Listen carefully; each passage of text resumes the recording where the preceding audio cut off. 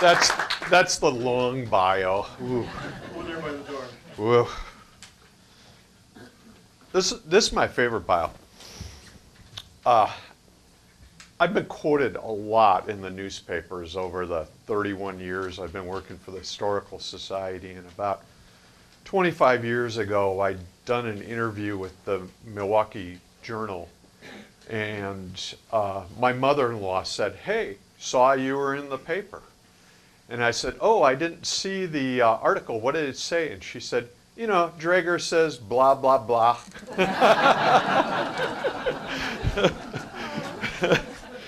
So I'm going to be blah, blah, blahing for a bit tonight and talking to you about gas stations.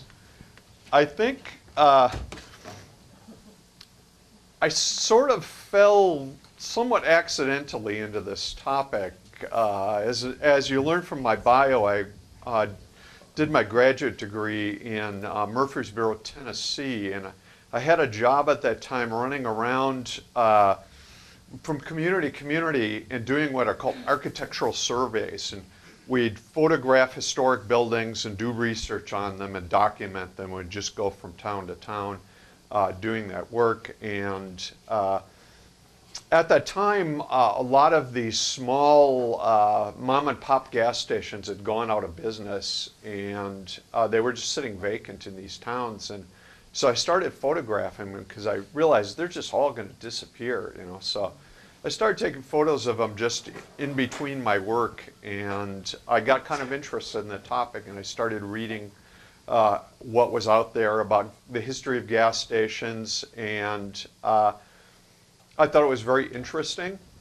And one time I was asked to give a lecture at UW-Madison for this history seminar, and I said to the woman, "What would you like me to talk about?" She said, "Well, anything you'd like." And I said, "I think I'll do something with gas stations, but I'm not sure anyone will be interested." And she said, "Well, why don't you just try it?" So I put together a talk, and I put it on the list of talks that I give, and when people want me to talk, I just send them a list and say, "Pick any of these topics." And lo and behold, it was the most popular topic, the most requested.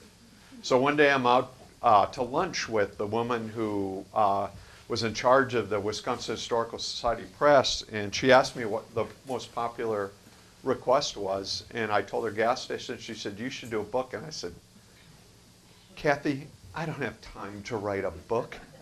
And she said, "Well, what if I find somebody to help you?" And I said, "Yeah, if you find someone who can help me, I'll do a book." So I teamed up with Mark Speltz, who was a young graduate student from UW-Milwaukee, and he started out being an intern for me and just doing research, and he ended up becoming a co-author, and we loved working so much together that we actually did 2 books together. And the gas station book was born. And what I really love about gas stations is they're the most ordinary of all buildings. You know, is there anything less ordinary than a gas station, except for maybe this one? But what I find so interesting about gas stations is, anybody ever been to one? Just 2 people, it's amazing. Okay. That's what's so fascinating to me about gas stations, is they are a part of every person's life. And you'd be very hard-pressed to find another building like that. Schools, beyond schools, that's probably it. Churches, nope, not everybody. You know, grocery stores, no, not everybody goes there. But everybody goes to the gas station. And we never think for a minute about them. So I thought for that minute, and that's what I'm going to talk about. So this first station here, this is my absolute favorite gas station in Wisconsin. It's in Cedarburg. It's a gas station that was designed for the Wadhams Oil Company. And I'll talk more about the design of this when we get farther into the presentation. This This one is now a jewelry store. And if you watch the Wisconsin Public Television documentary, we do a little interview in that in that jewelry store. That's really just charming, absolutely charming. So I'm going to talk about kind of the big historical forces that helped to shape gas stations. Why did they look the way they do, and why do they operate the way they do? That's the fascinating thing about me, and how does that change over time, and what makes it change? So I thought I'd start out by just talking about early gas stations. You know, the first gas stations were just crude little shacks. They didn't, when they first started selling gasoline for those early cars, they didn't even have gas pumps. Gas came in a 5-gallon can. The first gas station in Madison actually delivered gas to your house using a horse and wagon. You know, and you'd be wearing your dress smock and your goggles, and you'd pull up at the shack and you'd get your can of gas and climb up on top of the car and flip the seat up and you know, open the tank and throw a funnel in there and pour your gas in the tank, and it was nothing like gas stations are today. But that was the origin of gas stations, and as cars become more popular and more people buy cars, gas stations had to evolve, and the gas pump was invented. The gas pump was actually invented by a guy in Oregon who took an old hot water heating tank and attached a garden hose to it, filled the tank up with gas, and fed it by gravity, and you know, changed the world, really. One of the fascinating things about early gas stations is gas was it wasn't very sophisticated in the way that gasoline was marketed. It was, I've looked at hundreds of photos of old gas stations, and one of the things I find so amazing is in these early views, the gas chain may have given them like a sign to put outside, Shell, or you know, whatever, but they never gave them the pole. So in the early photos, a lot of them are just leaning against the building. You know, they're not even up in the air. And there was no real sense of how to market gasoline, because gas is gas is gas, right? It's all the same. And so if you wanted to get someone to be loyal to your brand, that was a difficult thing. A lot of early stations, they had multiple tanks from different companies. So, you know, they may have Shell, and then right next to it is Mobil or Standard Oil. And so the early gas pumps, which you can see over here, this is what's called a visible pump, and it's glass in the top. That was a way that they dealt with like people's fears that they were going to get shorted. You know, nobody trusted a gas pump. So you could see the gas being pumped up in there, and there are little marks for every gallon. But once you could see it, they could use that as a marketing device. So in the early 1920s, gas was different colors for different brands. So Shell was yellow, and Sunoco was blue, and you know, that's how they tried to get you to be loyal. Oh, honey, I like that blue stuff. That's always been good for us. Let's get that blue gas.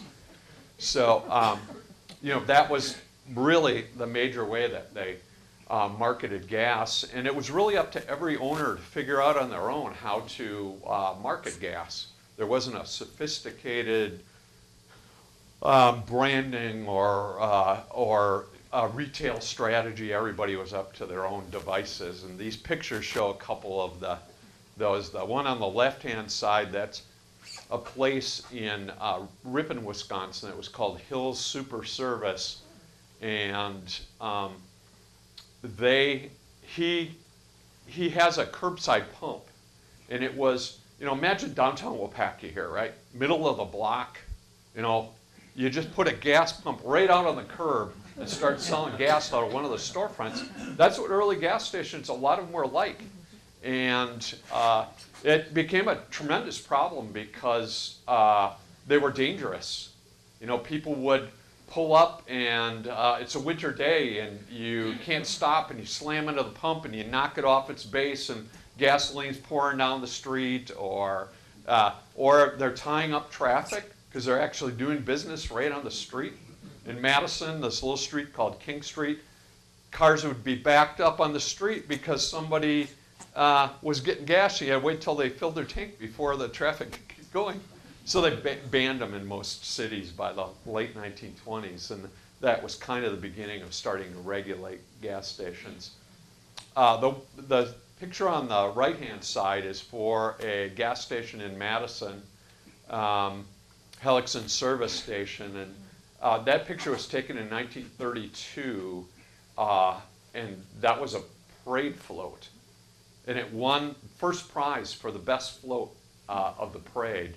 And the very first time I give a talk on the book, a guy came up to me afterwards and he said, "That may have won first prize, but you know, I was one of the kids that was riding on the back of that down the street, and it wasn't very well made because those oil cans were falling off and rolling down the roof and hitting us kids in the head." Yeah, so, you know, how do you advertise your brand? You know, they just made a little mini replica of the gas station. So, you know, things were not very sophisticated, but I guess my message is that if you want to understand gas stations and how they work and how they change over time, follow the money, because gas stations are a business. And if you don't do a good business, you go out of business. So all of the decisions that they make in terms of how gas stations operate and what they look like, it's all, in the end, it's just based on business and profitability.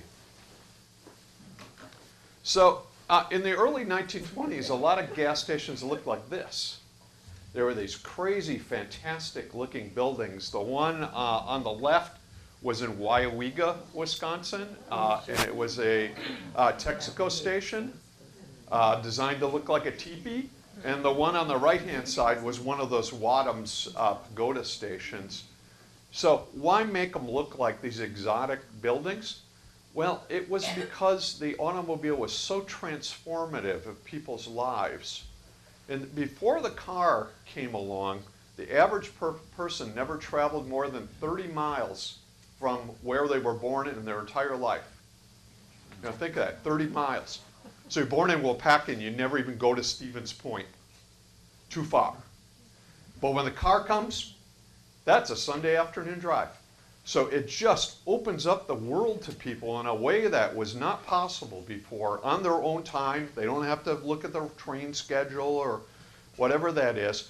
And so the idea of the exotic of traveling and the opening up of the world becomes something that the gas retailers use to try to attract customers. So you get these crazy designs. This Wadham station was designed by a guy who was the Alexander Eschweiler, was the most famous architect in Milwaukee at that time period.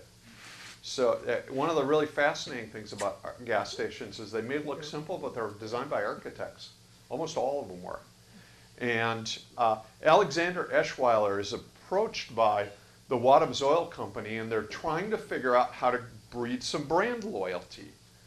So they said to him, "We want you to come up with a design for us that we can use at all of our stations, so everyone knows it's a Wadham station when they see it."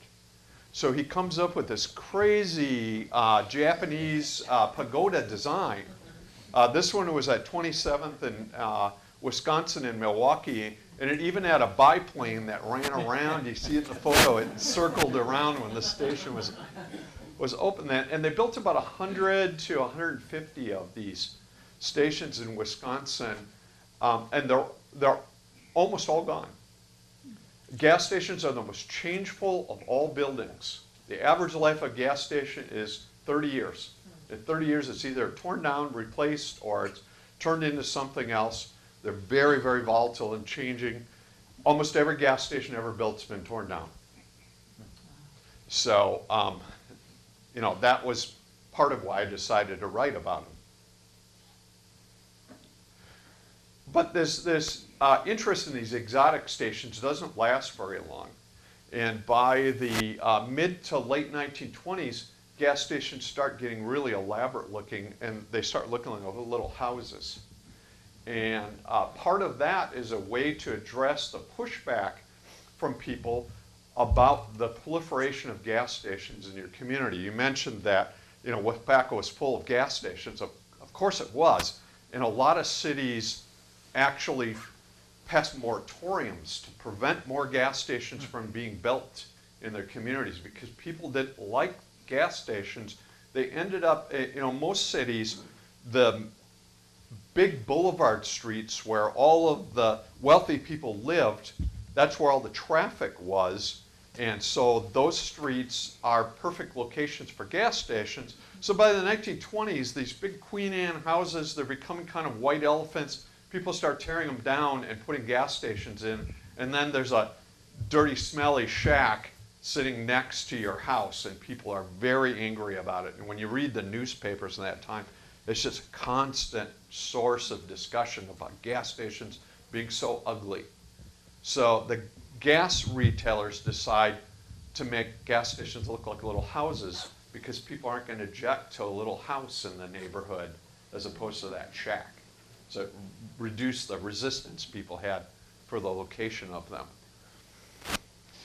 And these buildings end up becoming very elaborate. The one on the left-hand side is a pure oil station. That's down in Monroe. I'll talk more about that one in a minute. The one on the right-hand side won in a national competition. It was voted the second most beautiful gas station in America. And it was located in Madison. And you know, you can see it's got a tile roof, it's got stucco walls, all of that stonework treatment. It had landscaping. It was lit up at night. Really an amazing building. Why would you lavish so much attention on a building like that? This is the interesting part. It's because women drove cars in the 1920s more than men. Because only the wealthy could afford cars at this point, and wealthy women had leisure time. So they'd go out and drive the car around. And they didn't like going in those smelly, disgusting shacks. So if you wanted to get that woman trade, you had to design your station to attract them. And in the literature, they called them Powderpuff Stations. And so this station, this big tower feature here, this is actually the entrance to the ladies' lounge. Oil room here, that's where the attendant goes and all the guys. Women go to the ladies' lounge. And when you walk in the door of the ladies' lounge, you see oil paintings on the walls, Persian rugs. You know, think about this, ladies, and then talk to your local gas retailer. You know, beamed ceilings. They were very elaborate places, and they were meant to attract this very wealthy class of women. And part of that was that as women are driving around, there aren't the kind of amenities that we have as travelers today. There weren't waysides or rest areas, or there's nothing really on the roadside. So it gave them a place to stop if they were traveling, and it also gave them a place to sit when the car was in for maintenance. And you know, as you pointed out, maintenance, they used to have to maintain cars a lot more than you do now. So it was a space for that. So these were quite common. They were pretty commonplace, these very elaborate Powderpuff stations. Government also changed the way that gas stations operated too. In 1932, the state of Wisconsin passed a law that allowed the State Industrial Commission to regulate the design and construction of gas stations. And the reason why they did is gas stations were dangerous places. I ran across these photos when I was doing research for the book, and just interestingly enough, these were taken by a guy named Angus McVicker. And when the Wisconsin Historical Society got his photo collection, we also got his logbook. That each one of these photos is numbered, and it tells us the date he took the picture. So I went to the newspapers to find out what this was a picture of, and I found this amazing story. This is a gas station in Madison, and there was an account in the newspaper from an eyewitness who had parked his car on the other side of the street, gotten out of his car, turned and looked, and saw this gas station blow sky high. The roof blew up, the walls blew out. The attendant and his brother-in-law were standing next to the station. They were buried in the rubble. It picked up these giant pieces of concrete here, flung them in the air, flipped them over, disastrous. The guys weren't hurt. They had to be hospitalized, but they weren't seriously injured. One guy was walking on the street, was just blown out into the street by the force of the explosion.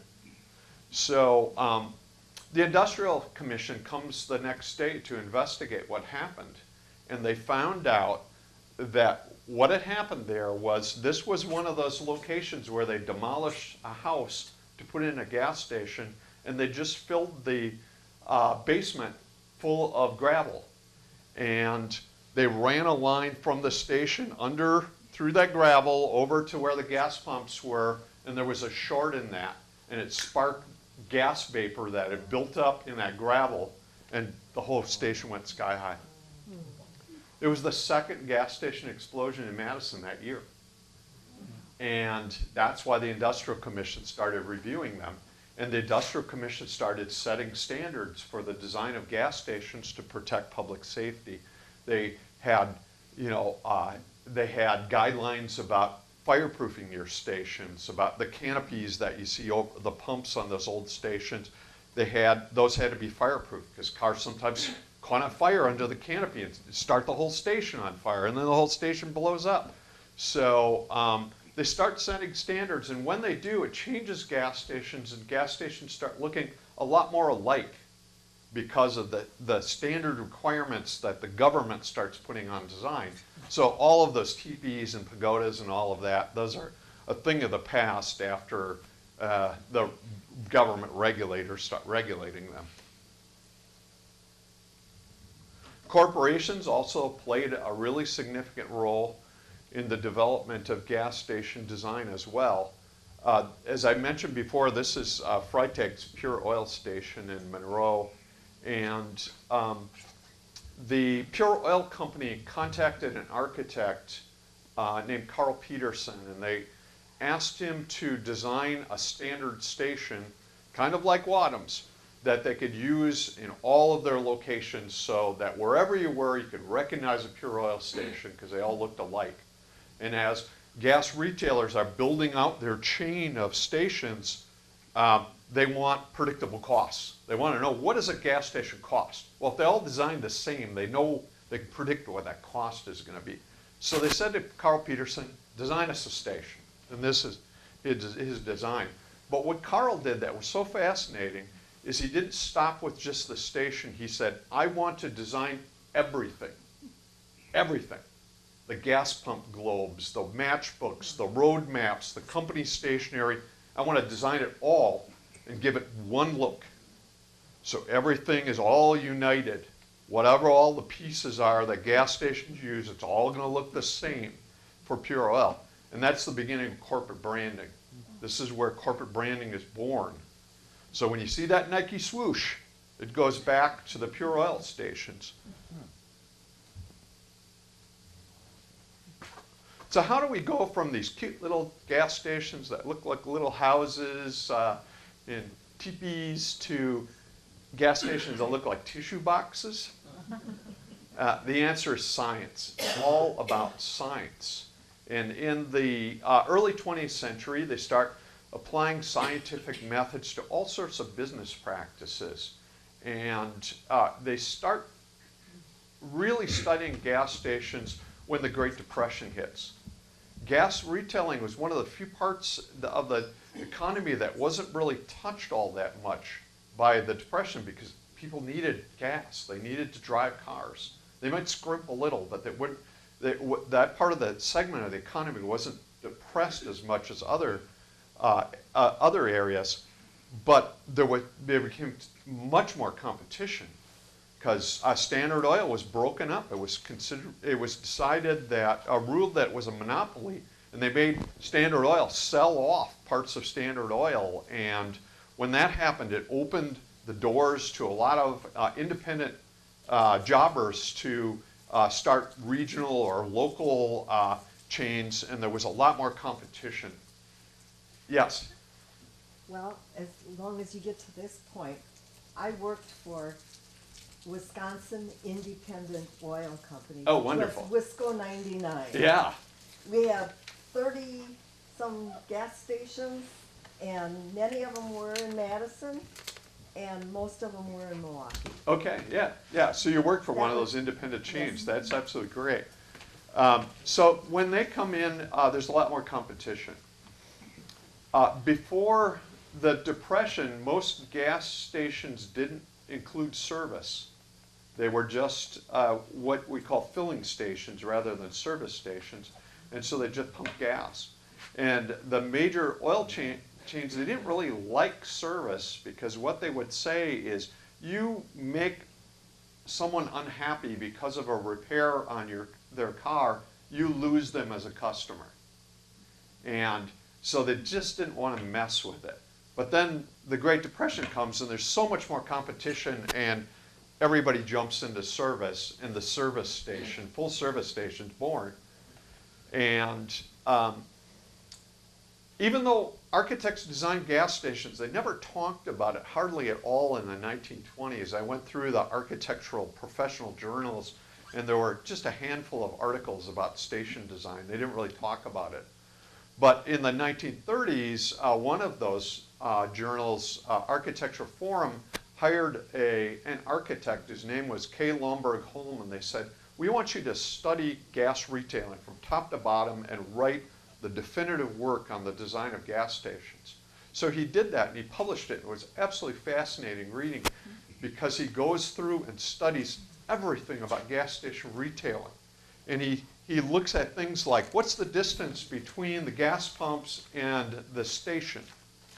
You want it to be wide enough someone could drive their car in without feeling they're being squeezed, but close enough that that guy, attendant, can run out and be standing on the pumps by the time the car comes to a stop. You know, y'all remember the little dingy bells, right? I've talked to so many guys who grew up working at gas stations, and they all tell me, our boss said, be there by the time the car stops. So that bell only meant something if you were back where you couldn't see. You had to hustle out and be on the pump when they stopped. So they looked at things like that. They wanted big windows so you could see cars approaching. He said, he looked at the color of stations. What colors are the most visible for a gas station? Because you want to be seen. White with red lettering was the conclusion. It's the most visible from the farthest distance away. He looked at all the size of the letters on the signs. He did charts that said, you know, a 6-inch letter can be read from 500 feet away. A 4-inch letter, that's 250 feet.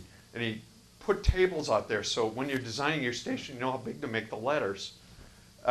He looked at, you know, where do you fill your gas? Where does the air, where's the best place to have the free air? Everything you can think of about gas stations. He said, when you're designing a station, you got to let people know where the entrance is. You got to make it easy for them to figure out, how do I get inside? So, you know, make it a little taller, give it some detail, make it stick out. He even said, put glass in your service bays doors, and at night put a car up on the hoist and leave the lights on inside, and you will sell more gas during the day and more service. Because as people drive by, they see that car and they're like, oh, gee, I got to remember to go get an oil change, or boy, I need a new fan belt, or something like that, and drives more business to you. So he looked at all of those features about gas stations, and he wrote up this very long technical document. And and he also looked at the profit loss of stations. He looked at about 1,200 stations and he looked at the ones that were most profitable. Why? Why did they make more money than others? He plotted out, he told you at an intersection you got 4 possibilities for your station. He told you which one was most profitable. Which corner is the most profitable corner? It depends on whether you have a stop light or a stop sign or it's a through, but he tells you all of that. And the inescapable conclusion of all of it was there was a certain type of station that was more profitable, and that's this. It's called, the trade called it the oblong box. So by the 1930s, all those fanciful, by the mid-1930s, all those fanciful stations, they disappear in the oblong box because becomes the dominant gas station form because it works better than anything else. It's the most efficient, most profitable design for gas stations. This one's in Madison, been torn down now. It's Parman Service Station, always owned by the Parman family until it closed. That historic picture, gas is 16 cents a gallon. And I thought, I wonder what that translates to, because I had the year of that photo, it was 1947. So I put it in an inflation calculator. Anybody want to guess how much a gallon today? That 16 cents would be? 34. No, a little higher. $5. $4.60 a gallon. Gas was expensive. We complain about gas. Gas was expensive. Technology also affected the design of gas stations. And as gas stations become more commonplace, there are companies that specialize in gas station design. And this station is a station in Prairie du Chien, or I'm Sauk Prairie, and it was designed by a company from Madison called the Trachte Company. Trachte's, originally they had designed horse watering troughs. That's what they built.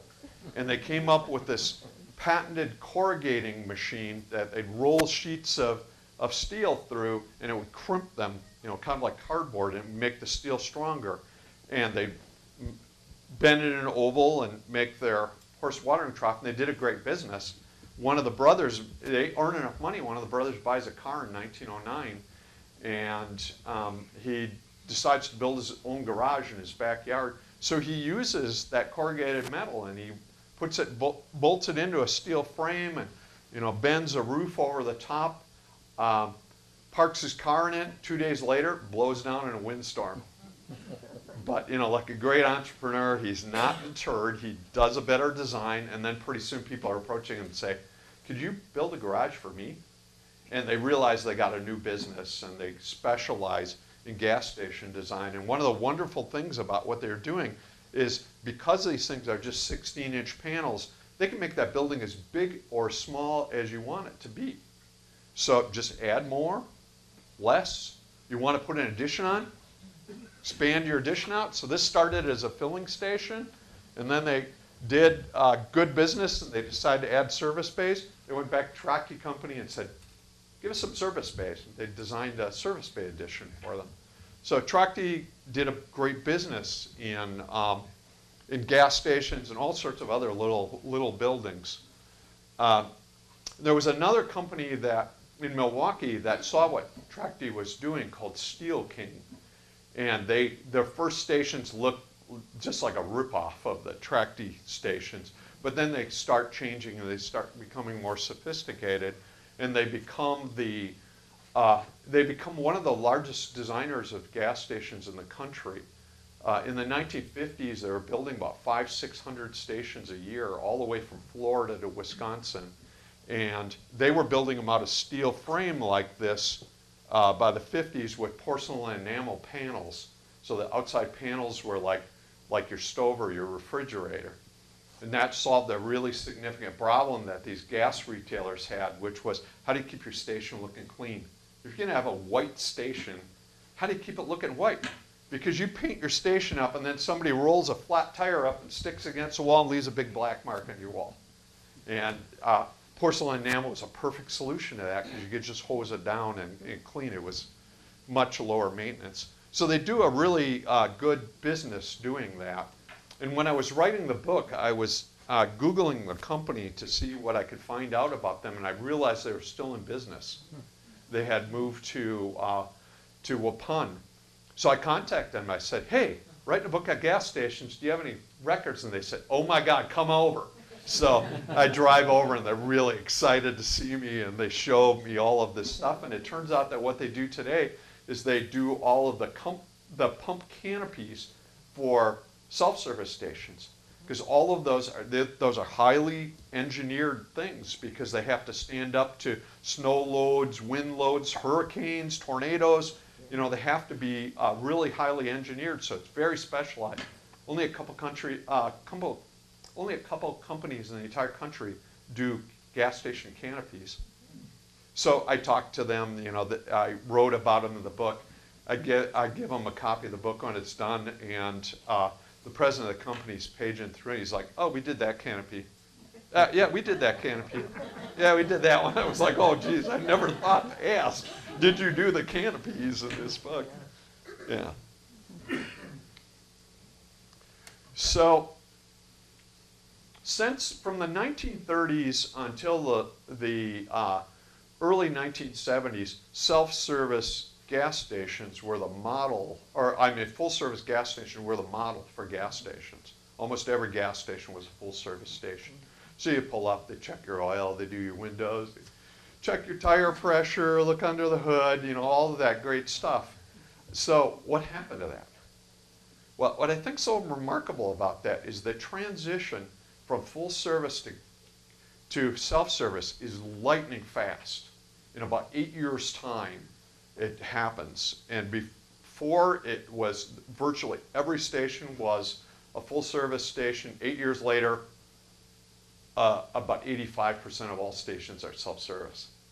So what in the world happened there? You know, try to think of something that changed as rapidly as that. You know, think of a business that just is totally upended and changes so radically. The only thing I can think of is like typewriters.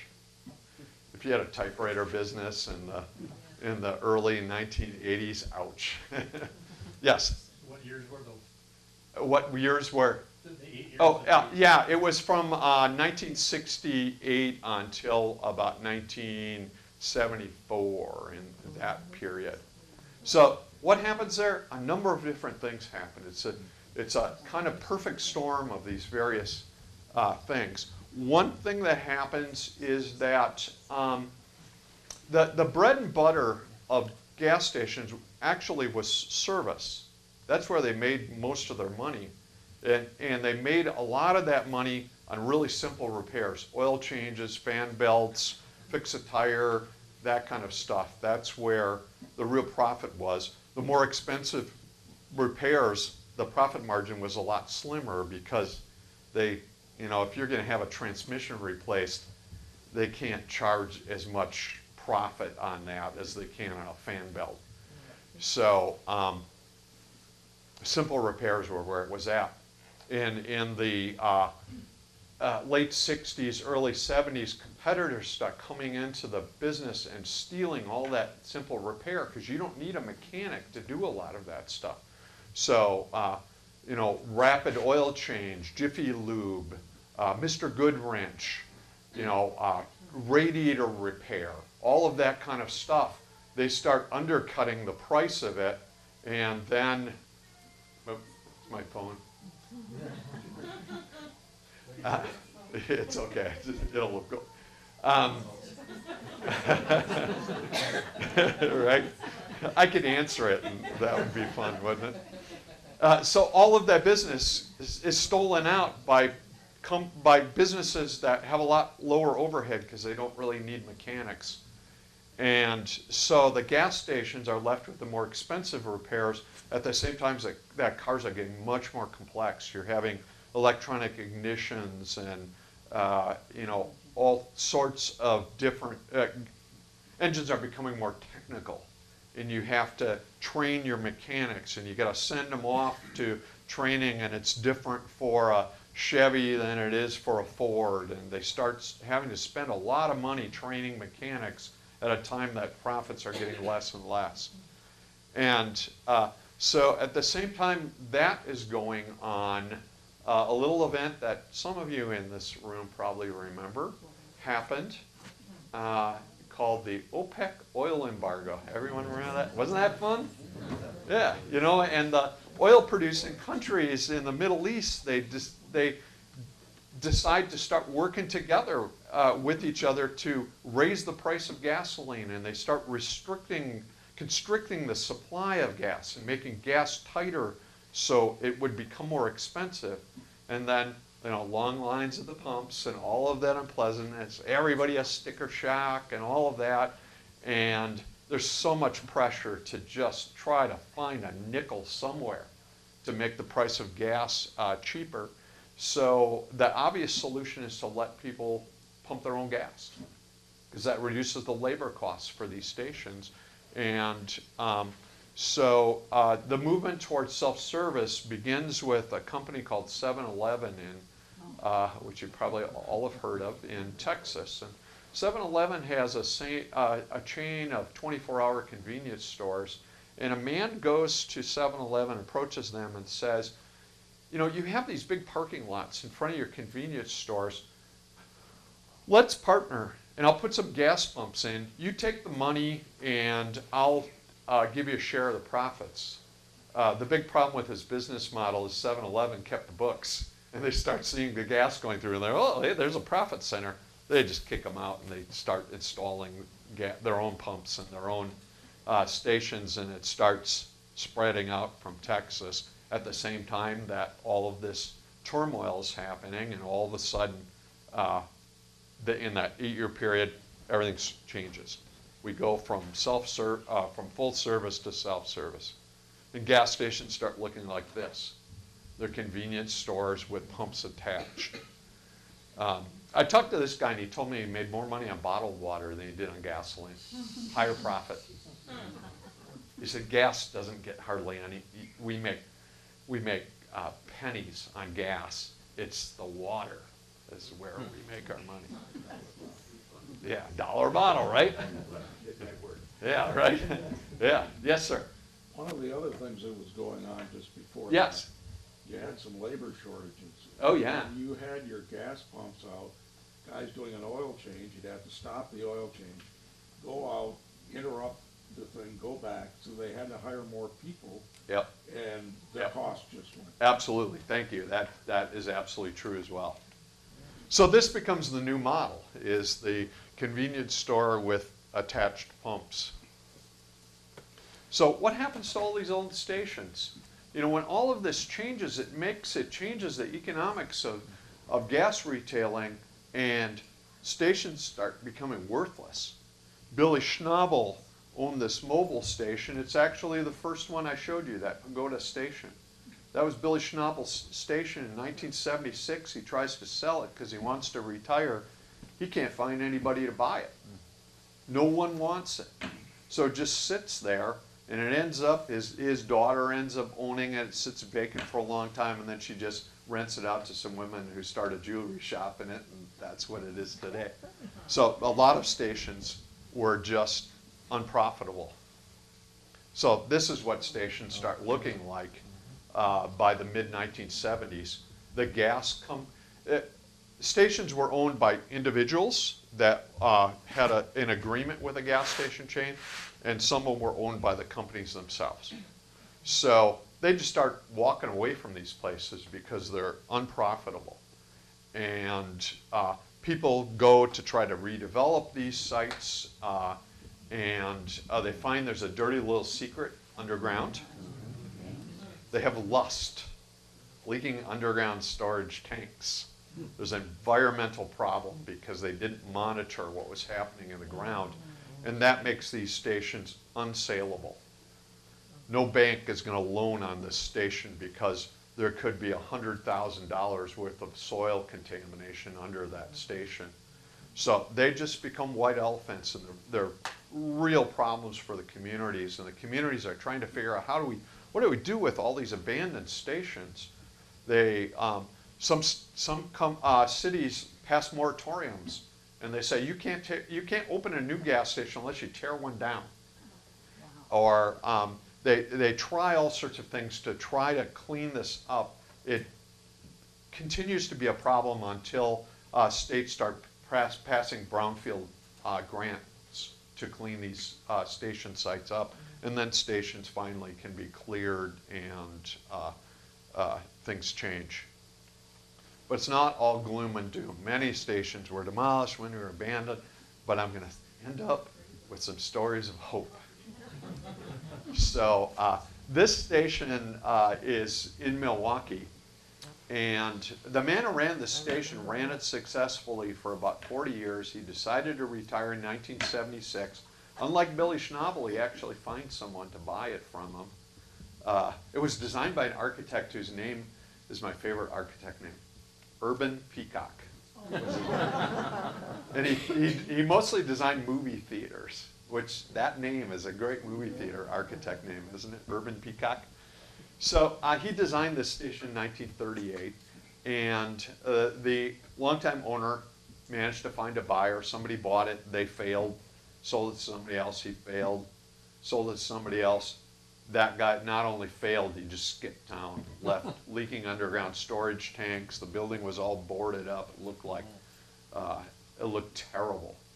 And the city publishes an article or a newsletter that they send out to everyone in Milwaukee that used this station as a poster child. And it said, if you see buildings that look like this, contact the city and we will seize them through eminent domain and tear them down. So it became the poster child for abandoned, neglected buildings. The neighborhood saw that and they were like, we don't want to see this station go away, because these full service stations, they were the center of communities. You know, you mentioned that in your introduction. You know, they were places where people hung out. They know the owners. It was kind of like it was a place where people met. There were social centers, and they said, we want that social center back. So the neighborhood organized, and they found a guy who was willing to buy the station. They got a brownfield grant. The guy applied for historic preservation tax credits to fix the building up, and he turned it into a coffee shop. And he named it after the neighborhood. The neighborhood's called Sherman Park, so he called it Sherman Perk. And it was a Standard Oil station and had that Standard Oil torch. So he turned that into a coffee cup with steam coming out of the top of it. And where it used to say greasing and washing, it says coffee and cappuccino. You know, kept the service bay doors, fixed them in place, and it became a center of the community, and was a really successful project. It won the Mayor's Urban Design Award that year for the city of Milwaukee. So poster child for abandoned, neglected becomes the Mayor's Urban Design Award winner. What a transformation, right? Okay, one more. This one is in Independence, Wisconsin, which is about halfway between La Crosse and Eau Claire. And when we were picking the 70 stations that we featured in the book, we'd done all the research. We picked our 70 buildings, and the book was almost ready to go into production. And one day I'm driving very early in the morning from La Crosse to Eau Claire, and I drive through Independence, and I see this thing. I'm like, oh my God, I've got to stop. So I jump out and I grab my camera and I'm taking pictures of it, and I realize that this service bay door is open. It's 7 o'clock in the morning, and he's working on cars. So I go in there and I fish him out from underneath the car, and I meet the owner, Lauren Nelson, and he tells me the incredible story. He had a number of different businesses. He owned a junkyard, a couple of stations. He had an internet business. One of those guys that just always working all the time. He has a brain aneurysm, almost dies. Rush him into surgery, save his life. The doctor said, you can never work again, Lauren. And Lauren said, you know, I'm not the kind of man who sits on my hands. So I decided what I was going to do is buy this 1927 standard plan Texaco station and restore it and do auto repair in it. So he does. He buys it and he gets up on this is called a banjo sign. These are highly desirable today. And he goes up on a stepladder and strips off 10 coats of paint to reveal that original porcelain enamel Texaco sign. He buys all of this stuff for it, the Coke machine, the clean restroom signs, all of that stuff. Puts it outside of the station and opens it up as a repair shop. And ladies, I'm gonna sum it up by explaining to you what the meaning of the word love is. For his anniversary, his wife bought him matching vintage Texaco pumps to put on the pump island. And he told me that that has brought so much joy to his life because he sits here in the operator's room and does his paperwork, and he said a car will come up and it will pull up to the pumps, and the person looks over at the pumps, 36 cents a gallon. He said they'll look at the pumps and then they'll stare ahead, and then they'll look at the pumps again, and then they'll very slowly and sheepishly drive away. And he said, I just laughed. That's so funny. I just laughed. So when the book came out, I did an event in Independence, and he came up to me afterwards and he shook my hand. He said, Jim, thank you, thank you, thank you, thank you. You've made me famous. And I said, what are you talking about, Lauren? He said, tour buses come and they pull up out front, and they get off the bus, and I tell them the story of the station, and then they get back on the bus again. He said, I'm famous. So, part of the reason why I wrote the book was really to explain some of these things about the impact that gas stations have on American culture. They're very significant buildings in the sense that they help us tell the story of that transformation of American culture that happens as a result of the automobile. They were innovators in so many different ways. The first credit card is a gas station card.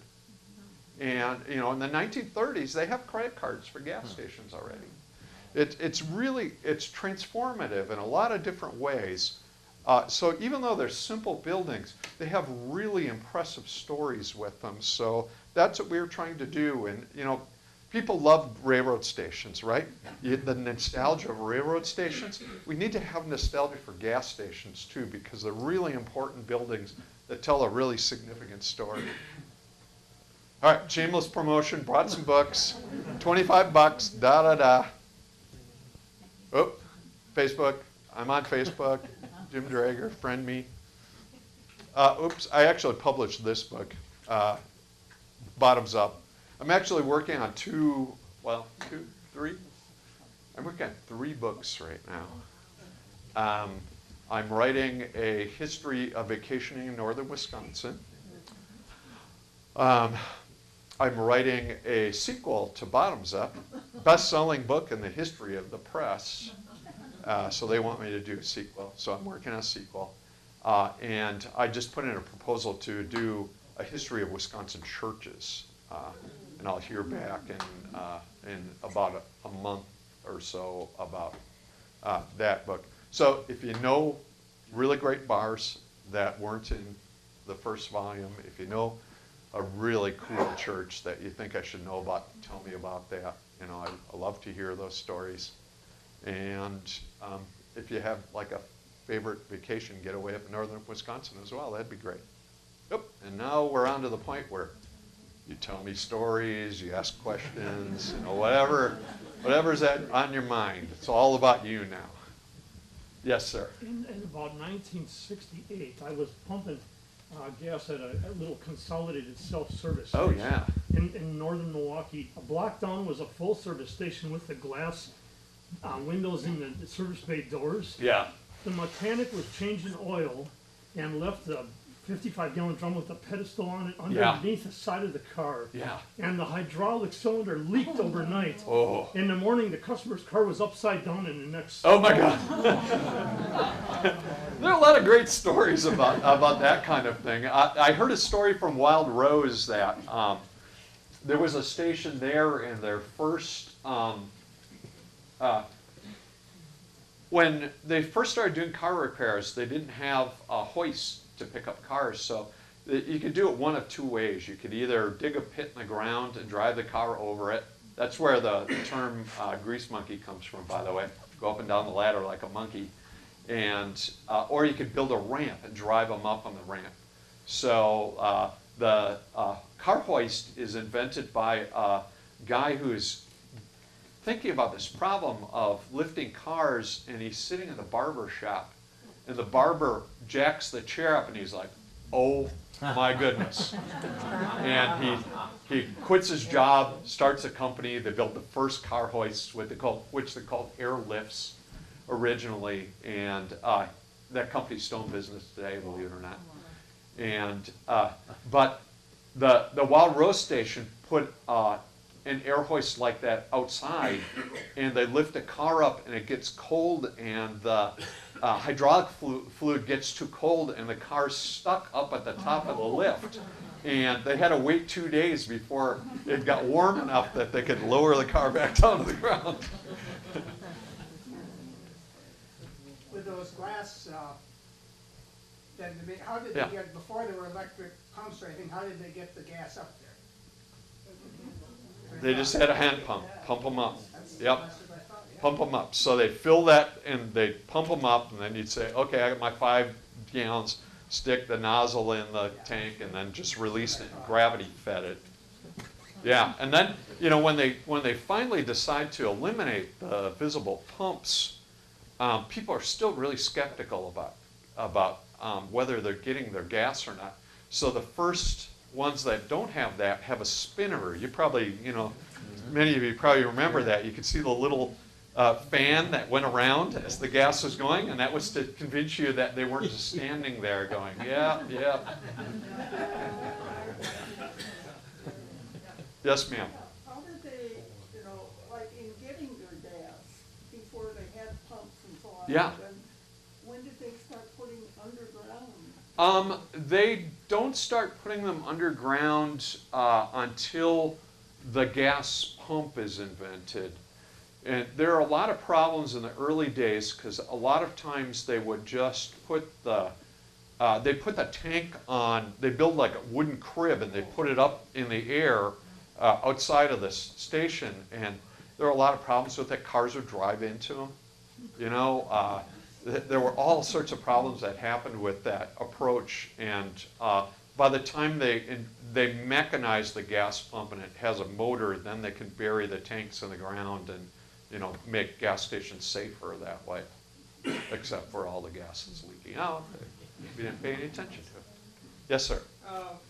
First question, did any extra researchers on your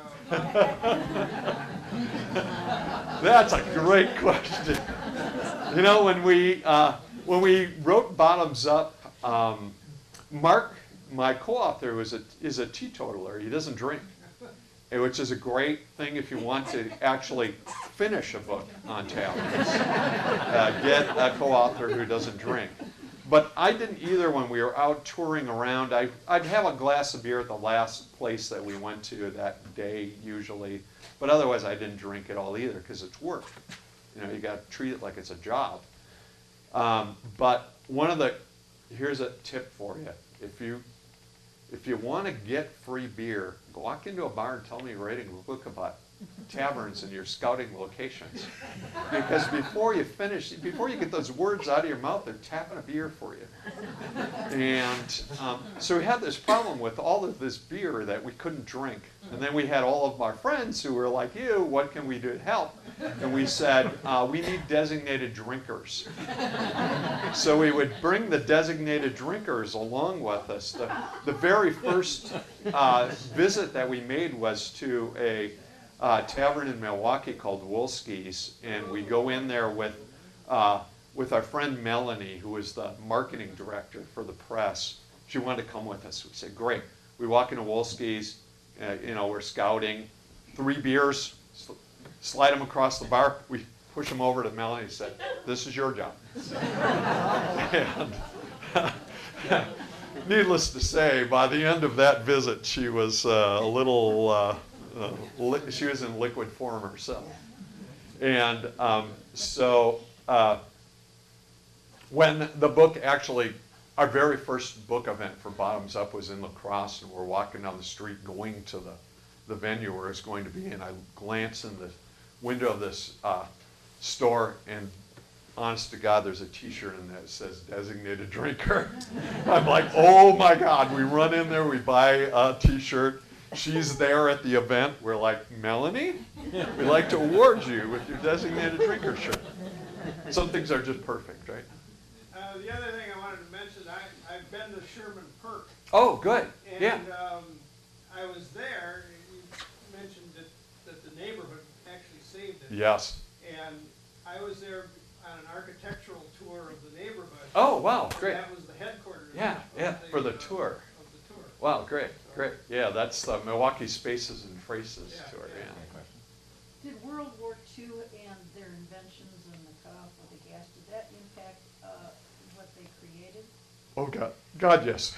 In a lot of different ways. You know, gas is rationed during World War II. You know, gas, rubber, you know, other things are rationed for the war effort. One of the really interesting things about stations during World War II is many of them were run by women because men were out fighting the war. There was a labor shortage to keep stations open, so women started doing those jobs. And you know, I think one of the interesting things about that is as soon as the war ends and they come back, they fire all the women and they hire men. So it ended up being a short-lived kind of phenomenon, but you know, just like Rosie the Riveter, there was Rosie the gas pumper, you know, and certainly there are technological changes in all sorts of different things that come out of the war effort. Maybe one of the less obvious ones that you wouldn't necessarily think about is the expansion of aluminum production. Before World War II, aluminum was a very exotic material. They did use it in architecture, but it's very expensive. It was only high-end buildings, so they were really trying to make a statement that they used aluminum in them. But during the war, the government needs so much aluminum for the manufacture of airplanes that the government actually builds aluminum refineries, giant refineries for the war effort. At the end of it, the government sells them all. The Reconstruction Finance Commission is charged with making that transition from wartime to peacetime, and they sell off those plants. And they end up, a lot of the innovation, a lot of things you think for granted come about as a way to use that excess aluminum refining. Aluminum pots and pans, aluminum screen doors, aluminum siding, the aluminum in cigarette packs. R.J. Reynolds buys one of those refineries so it can produce aluminum for cigarette packs. So that is certainly a big part of it. And aluminum doesn't rust, so it's a great material for these kind of hard use situations, so it becomes framing and gas station windows and all sorts of other things as well. What was the quality of the early gas? Because I got a Model T, and it runs so much better on non-ethanol gas, you know, expensive gas. Oh yeah. So, Yeah. you know, I gotta buy the better gas now, but way back when it was new. Very inconsistent, Yeah. right?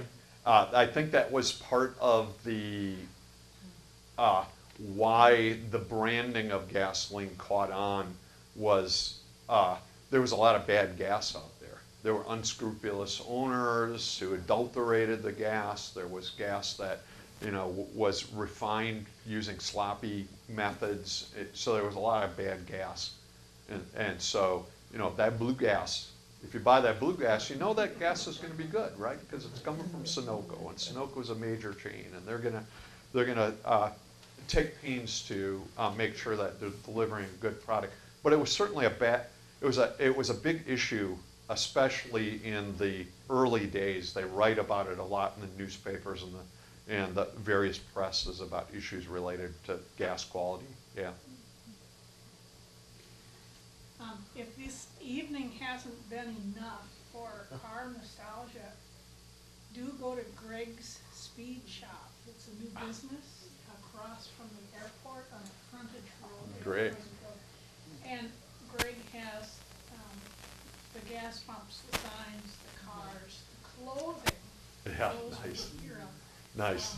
Yeah. And he's building an observation room for his where he fixes the cars. Yeah. So, So you can watch people and- work on and cars. he'll get a pot of coffee on and encourages people to come even if they're not.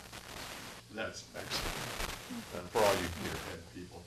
One of the things I found so funny when I started going out and actually talking a lot about gas stations is that people bring stuff all the time. They bring photos of gas stations. They wear their Texaco hat or their service station shirt, or they got the belt buckle.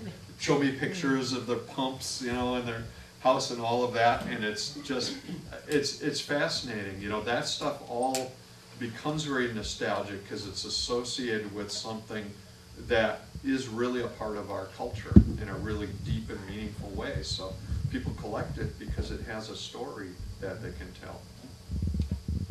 Yes, ma'am? Still very attractive one in town here, there's now a real estate office. I know that station, I think it sure. was Yep. Yeah, way in the back.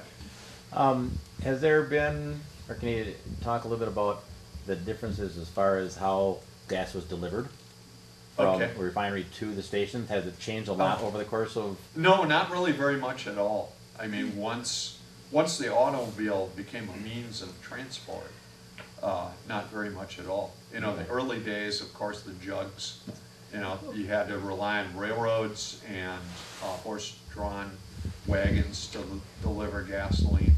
But once trucks, light-duty trucks start coming into the market, then they start trucking gas, and it's not changed, really. The containers have gotten bigger. That's really the only thing. Question over here. I just comment, there was a service station at Silver Lake in Scandinavia for many, many years. Yeah. We've moved it down to our historic village and we redone it. Oh, great. And we're in that process of. Super, super. It's on display in summertime. and everything. That is absolutely awesome. I love to see gas stations that are converted to museums because that story is really important.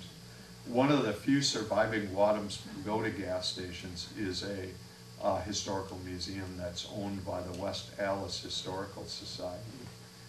And it's not like open, they just use it as sort of a display, and they filled the inside with all of the oil cans and all of that stuff. And you can look through the windows, and it's got the great pagoda roof and everything. And It's 76 fantastic. National. Yes, 76 I National. drove by it every day when I went to work. Absolutely, yeah, great. In the back there? Just a comment to the question from the back of me about Yeah. changing deliveries. Yeah. There's a new individual who's moved up to our lake in the summer, Oh, yeah, and his job is really selling to the chain stations. yeah. And they've got everything computerized now so that the oil tank places know when the tanks are running low Right. at the service station. Yeah. And they're dispatching trucks out without anybody ordering them, just to get there. So Sure, on-time delivery, right? Yeah, they monitor them and send the trucks out when they're needed. Yeah, there's a really great little 1920s house-style station that still pumps gas yet in Platteville, and it's still a full-service station yet. And the tank's so tiny that they actually keep a tanker parked on the side street. They have to go a couple times a day and top off the tank. Yes, sir. what about the tunnels that they're pumping gas from Milwaukee through up to Green Bay? from- Yeah, pipelines? Yeah, are they, Yeah. I've heard various stories about different brands doing it at different hours, or it's the same stuff coming through. Yeah, right. Well, it's all metered, right? It's metered in the pipeline. Yeah, so that's how they're delivering it. Is it the same stuff, or is it different? Well, every gas retailer has their own proprietary formula for gasoline, and it varies from place to place too. You know, they sell different gas formulations in the winter than they do in the summer, and they also have different formulations for different areas of the country. So, you know, up in the Rockies, the gas they sell there is different than the gas they sell here because, you know, they're trying to peak the performance of your automobile in those specific environmental conditions. So, yeah, so they have to basically shop the supply to change over to somebody else's brand. Mhm. Yeah, and the additives that you add in for, you know, to clean your injectors and all of that, that all varies from brand to brand as well. Yes? Yeah, so real estate offices, you know, coffee shops, I'm from Stevens Point, so soft serve ice cream, that's the Yeah, adaptive yeah. release belts. What else do these things become, and what are the main patterns? What do they mostly become? Well, they have to mostly be small businesses that don't need a great deal of indoor seating, right? Because most of them they're fairly small buildings, and they can't have a high parking demand because there's not that much apron room around them. So they tend to be small things like sandwich shops and ice cream vendors and things like that, or they're small offices that don't do a lot of traffic. Insurance is a perfect thing. I've seen many insurance offices as gas stations, that sort of thing. Occasionally breweries now, small craft breweries. Mhm. But one in the back, and then I'll take yours. I worked at the co-op in Manawa. We had a scale pit up front. Yeah. Our gas pumps are right there. And when you're talking about changing full service to self-service, Yeah. we're doing that in the mid-70s. And Yeah. we almost had a horror story going on. Oh, The gentleman pulled up with his wife in the car, and they were arguing.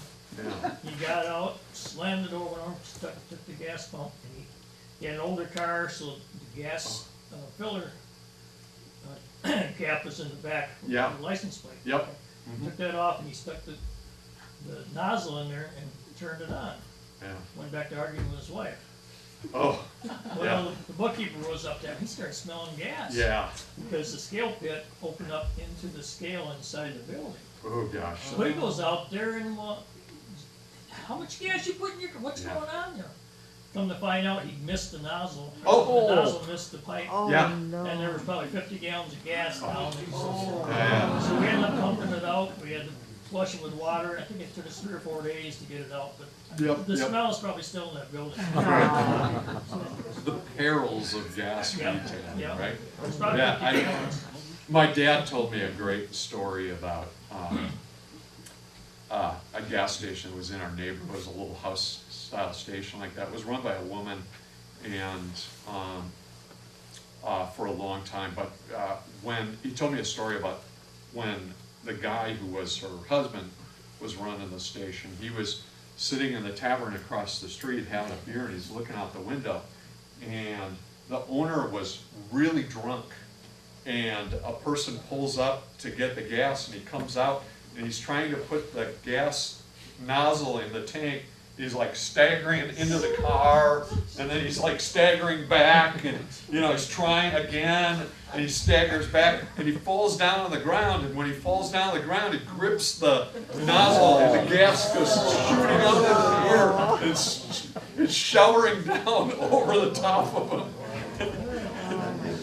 Yeah, now it's time to have a cigarette. Exactly. Yeah. Yes. I think the last of the corporate design stations that I recall were the Shell stations, built 50s or 60s, real wide. Yeah, yeah. And a lot of them had 3 service bays, and rather than the square box with a flat roof, they had a pitch roof like a Ranch would house. have. A ranch, yeah. They're a ranch house. And you see them converted to other things. They're very Yes. distinctive. They absolutely are. Converted to many other things, and a few are still being used. Yeah, yeah, those Shell house-style stations, those are definitely around yet. What I think is very interesting about those is, you know, those are suburban ones, and they're doing the same thing they did back in the 20s, try to make them blend into the suburban landscape by making them look like ranch houses. But if you strip off that roof, it's a box-style station. The form of it, the way it's put together and how it's laid out, it's just a box-style station that they put a ranch roof on. Yeah, which I think is absolutely fascinating. You It can pick them shows off by that roof. Yeah, but it shows the pervasiveness of that design. Even the older Quick Trip ones are that way. Yeah, right. Yeah, yeah, because you know, one of the really interesting things about architecture. I have Drager's first law of architecture. I named it Draeger's first law because I hoped sometime I would get a second law. I haven't really yet. Still working on it. But Draeger's first law says that any architectural style will continue to persist in a certain context as long as it fills the programmatic requirements better than anything else. So that box style station becomes the efficient model, and long after people stop building that very modernist style that those box stations are in, they still build that because it works better than anything else that anybody else can come up with.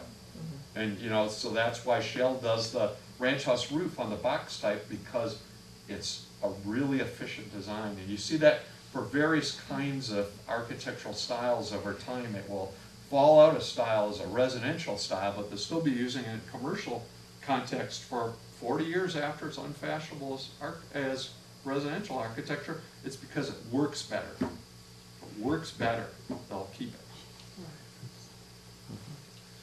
So We could go all yeah, night, I know, right? you're probably getting tired. We could go all sitting here, night, and it's yeah. up to you guys. You know, we really appreciate your comment. It was a Thank great you. program.